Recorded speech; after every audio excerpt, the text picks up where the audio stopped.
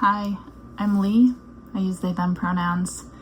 This is another episode of Navigating Cancer. Wrapping up round 5 of chemotherapy, and this round has been a major shift.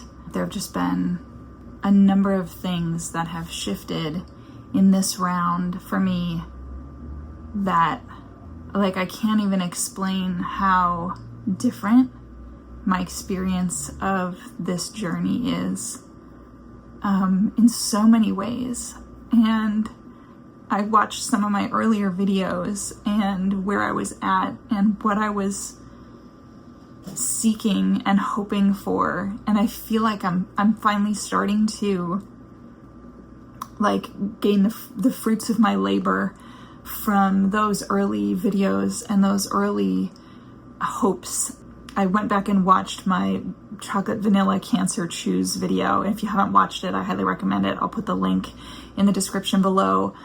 But I was really struggling with, if the option is cancer choose, I was like, I don't want this one. I want something else. And I've just had so many conversations since that time, since I first woke up after that procedure and was told I have cancer, when it was the last thing from my mind that I was going to be told, and felt like I was strapped into a roller coaster and I had no choice, and it was already moving and I couldn't get off the ride, and I just had to take it. And the terror of every twist and every turn and every drop and every climb felt so overwhelming and so much. And this past round 5, started out really rough. We changed a lot of the meds as we've been doing each round, just kind of tweaking and changing to try to manage the nausea, to try to manage the constipation, to try to manage the aftermath and the lava belly that I've been referring to, and little tweaks and little changes to see how does this help that? How does this impact that? How can we manage all these different side effects from the chemo? And the drugs to manage the side effects of the chemo, and then the drugs to manage the side effects of those, to just balance everything until I can make it through this. And so day 1 was really rough. I got really sick. I was really scared. I felt like I was going back to round 1 levels of misery, and thankfully, I have such a great medical team, and I've learned so much about advocating for myself and speaking up for my needs and saying what's working and what's not working. My medical team has been so good at listening when I speak up, and so responsive, and they hear me and they want to help. And so I was able to speak up as much as I could, and I had a very good friend there with me who, when I couldn't speak because I was so sick, she was speaking on my behalf and communicating what I needed. And we made it through, and I got through that day 1. Progressively, everything got better.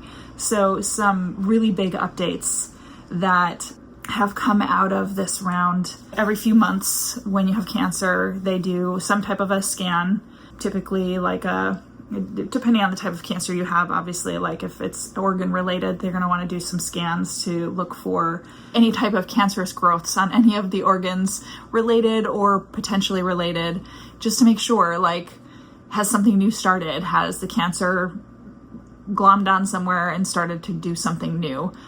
Is it resisting the chemotherapy we're doing? And in my last CT scan a few months ago, there was some what looked like potentially activity around my ovary that still lives in my abdomen. I had a full hysterectomy a few years ago, but we left that ovary in so I wouldn't have to go through menopause in my early 40s, which I was really grateful for.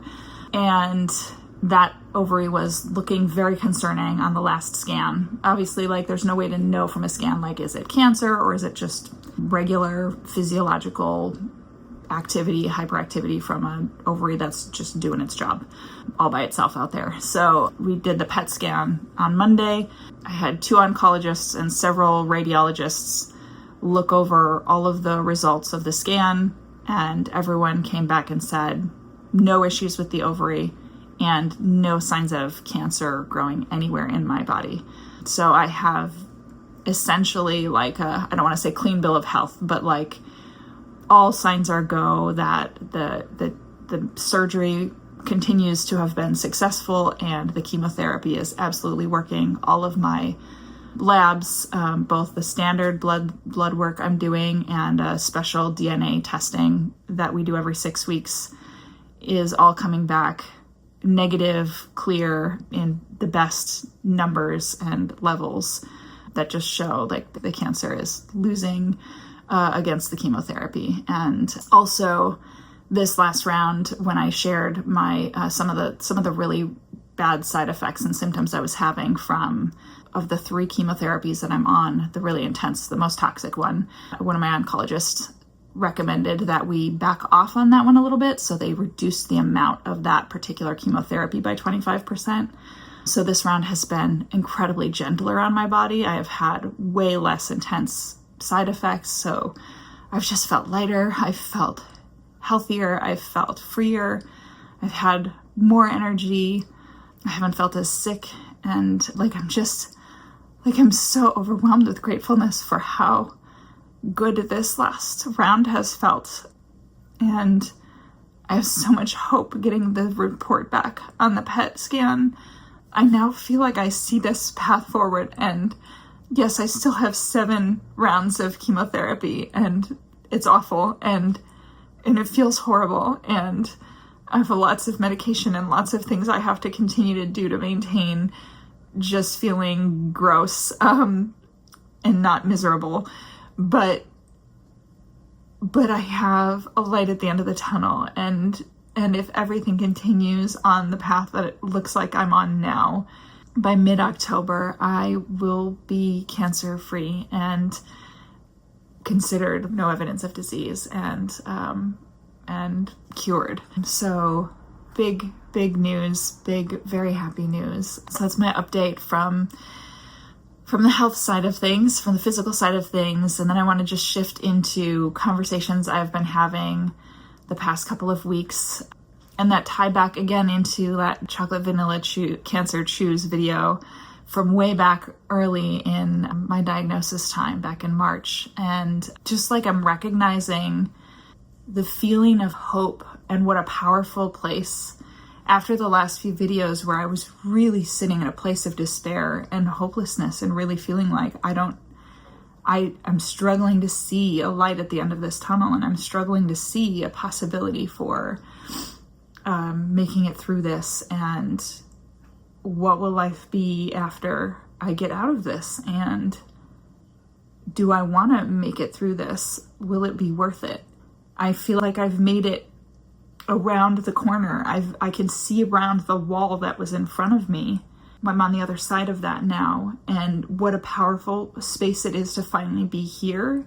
And I was chatting with a friend, and I had mentioned there's this really cute movie I love called The Secret Dare to Dream. It's based on, if you're familiar with the law of attraction principles, it's based loosely on that. And on the opening screen, before the movie even starts, they put this quote up that reads, "There are only 2 ways to live your life. One is as though nothing is a miracle. The other is as though everything is." And I feel like that kind of ties into that chocolate vanilla cancer choose video concept, where when something happens in your life, you can see it as, it's not a miracle. I'm a victim. It's awful. Everything's, against me. The world's against me. Why is this happening to me? Or you can choose whatever is happening in your life from a standpoint of empowerment and I am going to own this, and what can I do with this? How can I embrace this in a way that it can change me for the better? What can I learn from this? I also have a little note in my notes app that's always pinned at the top. So every time I open it to take a note, I always see it. And it says, rather than ask myself, why is this happening to me? Ask myself, what is this creating space for? And I feel like just in regularly asking myself that in, not just in the cancer diagnosis space, but just in every situation that I've been embracing and acknowledging and walking through and addressing since I got this diagnosis, I have been trying to put it through that same filter, owning this cancer diagnosis and trying to view some level of it as a gift, as an opportunity to grow, as an opportunity to heal, not just physically from the cancer, but heal myself through the experience of what it takes to heal from cancer, and allow myself to heal mentally and emotionally while learning how to survive cancer and heal from cancer, because it is a much deeper fight that requires mental and emotional healing and care, that is not just an everyday thing that I think just would naturally show up without the level of intensity that a diagnosis of cancer brings. And so I feel like I'm finally like stepping into accepting the lessons that the universe has wanted to teach me through this diagnosis. That it's kind of like, okay, I could be the victim of a cancer diagnosis, or I can be the student of the universe, where the universe has said, I'm going to bring this cancer diagnosis into your life so you have the opportunity to learn some really powerful lessons. And cancer is one of the best courses to go through if you want to learn these things. And I really want you to learn these things. And so I don't know all of the lessons yet. I'm guessing there are probably more the universe is still wanting to teach me, but these are the ones so far. About loving myself fully, about knowing my value and my worth. For me, that has shown up as having to choose myself and my health and my safety and my well-being and my recovery over everything else. Since I got this cancer diagnosis, I have had to say no to people I love. I've had to end relationships with people I care about because I was aware the level of need required from those people or those relationships was too much for me and what I could bear and what I could carry, along with my well-being and this cancer diagnosis. And I had to choose. Recognizing how to love myself means saying no to things that I am not able to carry and that don't feel good for me. One of the lessons was knowing that I deserve to be loved and cared for and respected. And part of that was learning to say no to any situation or person that I didn't feel loved or cared for or respected by, and learning to set boundaries and learning to communicate, hey, that didn't feel good. Hey, I want something different. And if the conversation couldn't be received, then I could choose like, hey, I think we need to go our separate ways. One of the lessons was learning to be able to speak up for those things and say what I need and say no to the things that don't work for me. And I will tell you, it has been fucking hard and terrifying, because all of this time in my head, all I can think is, yes, these people or these situations don't feel good and they're straining me. But if I tell this person this doesn't work for me, and then they're no longer in my life, who's going to be here to take me to chemo? Who's going to be here to look out for me? How will I be taken care of? And I started to see the list of people showing up for me, growing smaller and smaller. And I started to think, oh my God, I'm going to be all alone in this. And I don't know how I'm going to make it. And I kept reaching out to the universe, and I was like, okay, universe, I feel like the lessons you're trying to teach me are that I need to love myself fully, and I need to know my value and worth, and I need to know that I deserve to be loved and cared for deeply and treated with respect. And I am setting the boundaries that say that behavior doesn't feel kind and loving and respectful, and it doesn't align with what I know my value and worth is. But does that mean I have to be all alone? And for a while, I started to feel like I'm just going to have to be lonely a lot of the time.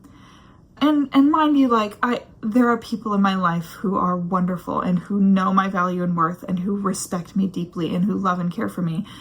most of them live very far away. So I get wonderful text messages and I get beautiful letters in the mail and little care packages, like this amazing little unicorn that just showed up a couple days ago from a friend who lives in Milwaukee. And I have a wall of cards and letters and notes that have shown up from all across the country of people sending me their love who can't be here to give me rides to chemo. But I really was starting to worry, like, am I biting the hand that feeds me, so to speak? Is this okay? Like, am I doing the right thing? Or am I harming myself by trying to take care of myself? And it felt really confusing. And so the last few rounds where I was feeling this despair was kind of part of that battle. And then these past few weeks, I've seen the universe meet me in kind, and I've remembered that this is how the law of attraction works. That you get clear on what it is you know you want, what it is you want to create for your life, that those dreams and those values and those hopes and those goals that you have, and you communicate, you let the universe know, you put it out there, but then you have to take the steps toward it. And I knew, like, for me, I want to have people in my life who, like myself, love themselves and are responsible for themselves. Like, I choose to love myself and I'm responsible for myself. I make sure I am taking good care of myself. I am on top of the things I need to be on top of. I'm asking for the help when I need it. Not just letting things go or ignoring things and letting them get out of hand, or ignoring myself and ignoring where I'm hurting. Like, I'm on top of my emotional well-being, seeing my therapist, things like that. And I want people in my life who are equally doing those things. They're doing their own self-care. They're physically, mentally, emotionally doing their own self-care, so that they can fully show up for me in the same way I can fully show up for them. Granted, I'm showing up a little less for people while I'm dealing with cancer, but I can still show up to some degree with that acknowledgement.